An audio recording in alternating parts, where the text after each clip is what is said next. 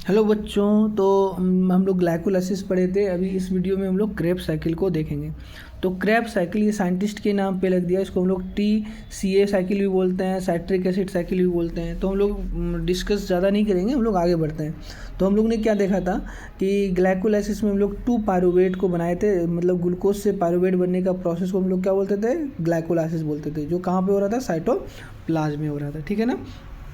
अब देखो पायरुवेट बनने के बाद क्या होगा ना, जो 3 कार्बन मॉलिक्यूल्स है ये पायरुवेट का कन्वर्ट होगा किसमें? एसिटाइल को एंजाइम ए में। किसमें कन्वर्ट होगा? एसिटाइल को एंजाइम ए में। इस जो पायरुवेट और एसिटाइल को एंजाइम ए है ना, इस रिएक्शन को क्या बोलते हैं हम लोग? लिंक्ड रिएक्शन बोलते हैं। क्यों बोलते हैं लिंक्ड रिएक्शन? देखो ग्लूकोज से पायरुवेट बना हमारा किसमें? साइटोप्लाज्म में। एसिटाइल को एंजाइम माइटोकॉन्ड्रिया में जाएगा तभी क्रेब्स साइकिल का क्या होगा? स्टार्ट होगा। इसीलिए देखो ये जो रिएक्शन है ना, ये क्या करता है? साइटोप्लाज्मिक रिएक्शन और माइटोकॉन्ड्रिया इन दोनों को क्या कर रहा है? जोड़ रहा है, एक तरह से लिंक का काम कर रहा है। इसीलिए इसको लिंक्ड रिएक्शन बोलते हैं। तो 2 पायरुवेट जो मॉलिक्यूल्स बने थे ग्लूकोज के बाद, 6 कार्बन मॉलिक्यूल्स थे, तो 3-3 कार्बन के 2 पायरुवेट का फॉर्मेशन हुआ। इसमें क्या होता है? को एंजाइम ए आके जुड़ता है, इससे 2 कार्बन डाइऑक्साइड का मॉलिक्यूल्स बाहर होता है और 2 NADH जो होते हैं वो कन्वर्ट हो जाता है किसमें? 2 NADH प्लस थे और 2 NADH में कन्वर्ट होता है। मतलब हाइड्रोजन यहाँ से रिमूव हुआ, हाइड्रोजन यहाँ आके जुड़ गया। देखो 2 हाइड्रोजन जुड़ा, लेकिन एक हाइड्रोजन ही देखो दिखा रहा है। और एक हाइड्रोजन जो होते हैं ना बच्चों, वो क्या होते हैं? मैट्रिक्स, माइटोकॉन्ड्रियल मैट्रिक्स में आपको देखने को मिलेंगे। ठीक है ना। बाद में यही फिर देखोगे क्या मतलब वो कंसंट्रेशन ग्रेडियंट वगैरह करते हैं, ATP के सिंथेसिस में हेल्प करते हैं।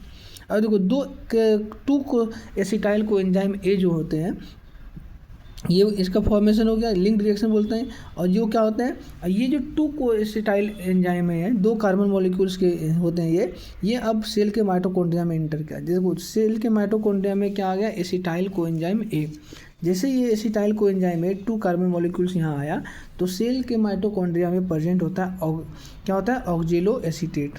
4 कार्बन मॉलिक्यूल्स ऑक्जेलो एसीटेट यहाँ पे प्रेजेंट होता है। ठीक है ना।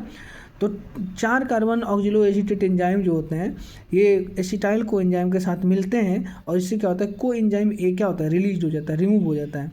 और ये 4 और 2 कार्बन मिल करके 6 कार्बन का मॉलिक्यूल्स बनाता है, जिसको क्या बोलते हैं हम लोग? साइट्रेट। इसीलिए इसको बोलते हैं हम लोग साइट्रिक साइकिल भी बोलते हैं।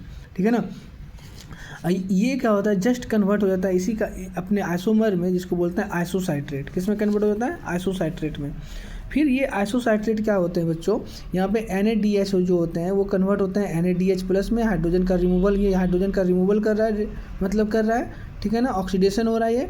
और यहाँ पे ये कार्बन डाइऑक्साइड का भी क्या कर रहे हैं? रिमूवल कर रहे हैं। ठीक है ना। और ये 5 कार्बन मॉलिक्यूल्स बनते हैं, जिसको बोलते हैं अल्फा कीटो ग्लूटरेट बोलते हैं। क्या बोलते हैं? अल्फा कीटो ग्लूटरेट बोलते हैं। फिर क्या हो रहा है बच्चों? एक कार्बन फिर रिमूव करेगा या कार्बन डाइऑक्साइड, NADH मतलब रिमूवल होगा। ठीक है ना। NADH फिर NADH बन गया और यहाँ पे क्या होगा? फिर को एंजाइम ए आकर के जुड़ जाएगा। तो ये फिर 4 कार्बन का क्या होंगे बच्चों ना? 4 कार्बन का आपको मॉलिक्यूल्स बनेगा, जिसको बोलते हैं सक्सिनाइल को एंजाइम ए। यहाँ पे CO आकर जुड़ गया, 4 कार्बन मॉलिक्यूल सक्सिनाइल को एंजाइम ए।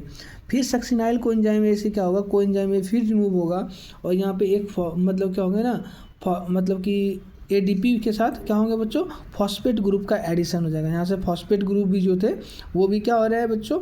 रिमूव हो रहे हैं यहाँ पे। और ये क्या बन रहा है बच्चों? ATP का फॉर्मेशन हो रहा है। अब ये ATP फिर ये बन गया आपको क्या? ये जैसे रिमूव होगा ये सक्सिनेट बन गया, 4 कार्बन एटम। फिर FAD क्या करेंगे ना, मतलब FADH2 में कन्वर्ट होंगे, बन जाएंगे आपके फ्यूमरेट, 4 कार्बन मॉलिक्यूल्स। और फिर यहाँ पे वाटर आके क्या होंगे? फ्यूमरेट में एडिशन होगा, बन जाएगा माल्टेस, 4 कार्बन। फिर यहाँ पे NAD प्लस जो होते हैं बच्चों NADH में कन्वर्ट हो जाएंगे, फिर ये बन जाएगा ऑक्जिलेट, फिर कार्बन। इस तरह से ना बच्चों ये जो होते हैं 2 टाइम्स जो होते हैं, देखो 2 कार्बन मॉलिक्यूल्स है ना, अभी तक एक ही कार्बन को हमने हटाया। फिर इसी तरह से चलते हुए 2 एसिटाइल को एंजाइम थे ना, एक एसिटाइल को एंजाइम का हुआ, तो वी हैव 2 को एसिटाइल एंजाइम। तो इसलिए क्रेब्स साइकिल जो होते हैं 2 टाइम्स चलते हैं। तो आपको जितने भी, जैसे देखो यहाँ पे जो भी ATP हुआ उसको 2 से क्या करेंगे हम लोग? मल्टीप्लाई कर देंगे नंबर को इक्विवेलेंट करने के लिए। तो इस तरह से आपका क्रेब्स साइकिल क्या होते हैं? परफॉर्म करते हैं ये इस तरह से। तो एसिटाइल को एंजाइम जैसे हमारा किस में आता है?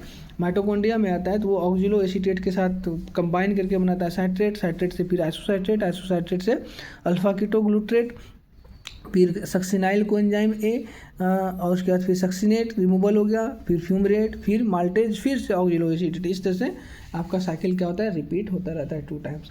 तो इस ड्यूरेशन में आप देखोगे बच्चों, क्या हम लोग ने क्या देखा कि ग्लाइकोलाइसिस का छोड़ दो, ड्यूरिंग लिंक्ड रिएक्शन, देखो यहाँ पे ये जो हम लोगों ने देखा ना लिंक्ड रिएक्शन, इस ड्यूरेशन में क्या हो रहा था बच्चों, लिंक्ड रिएक्शन के दौरान में 2 कार्बन डाइऑक्साइड का फॉर्मेशन हुआ और 2 NADH का फॉर्मेशन हुआ, रिलीज या सिंथेसिस किया।